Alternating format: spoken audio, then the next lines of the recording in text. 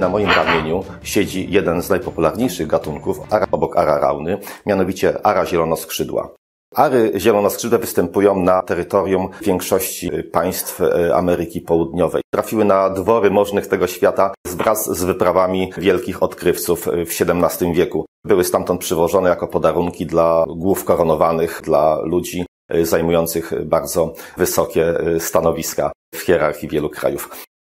Są ptakami, które prowadzą taki bardzo towarzyski tryb życia i tylko w okresie lęgów łączą się w pary i pozostają jakby nieco na uboczu. Te ogromne papugi coraz częściej trafiają do naszych domów z licznych europejskich hodowli i jeśli posiadają Państwo odpowiednie warunki, to jak najbardziej doradzałbym właśnie nabycie tej ary. Jest to papuga, która na pewno jest droga, powiedziałbym nawet bardzo droga, jednak jej cena nie jest tak horrendalnie wysoka jak innych gatunków, które po prostu są dla nas nieosiągalne. I chociaż panuje powszechna opinia znawców, że najlepszym wyborem na domowego pupila jest na przykład ara hiacyntowa, to jednak ze względu na jej bardzo wysoką cenę, trudności z nabyciem, rzadkość występowania, ptak ten niesłychanie rzadko trafia do naszych domów i w związku z tym nie można mówić o jego powszechności. Trudno komukolwiek sugerować, aby właśnie tą papugę wybrał na domowego przyjaciela. Taką papugą, która jeszcze mieści się jej cena w granicach przyzwoitości i która jest dość powszechnie dostępna, jest to właśnie ary zielonoskrzydłe. Jak wszystkie ary, są długowieczne.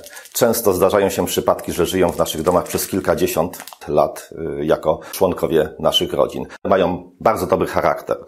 Nie mają skłonności do dominacji. Są pozbawione agresji. Jeśli będą we właściwy sposób prowadzone, stają się wspaniałymi towarzyszami dziecięcych zabaw, pupilami osób dorosłych.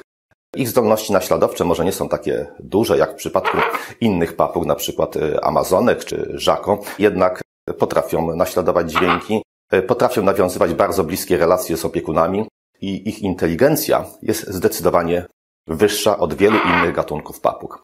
W porównaniu na przykład do bardzo powszechnych już u nas ara raun, nie wymagają aż tak silnej ręki, nie mają takich ciągotek dominacyjnych jak właśnie ara rauny i dlatego, jeżeli miałbym polecać papugę dla bardzo małego dziecka, to radziłbym właśnie taką arę. Jej dziób, który wydaje się, że może być niebezpieczny, który na pewno bez większych problemów da sobie radę nawet z grubym drutem czy grubymi konarami gałęzi. W przypadku ludzi, których papuga darzy zaufaniem, ten dziób jest przyjacielski, on będzie tylko i wyłącznie służył do nawiązywania bardzo bliskich relacji, kontaktów, a bynajmniej nie będzie nigdy używany do okazywania agresji. Ary to papugi, które oswajają się nawet w późniejszym wieku, kiedy są starsze. Jednak sugerowałbym nabycie ptaka pochodzącego z ręcznego karmienia. Ptaki ręcznie wykarmione nawiązują bardzo szybko, bardzo bliskie relacje nie tylko ze swoimi opiekunami. Natomiast ptaki wychowane przez naturalnych rodziców i dopiero później oswajane zwykle są przyjazne jedynie wobec osób, które znają, natomiast są nieufne i często agresywne wobec osób nieznanych im, które zobaczyły po raz pierwszy.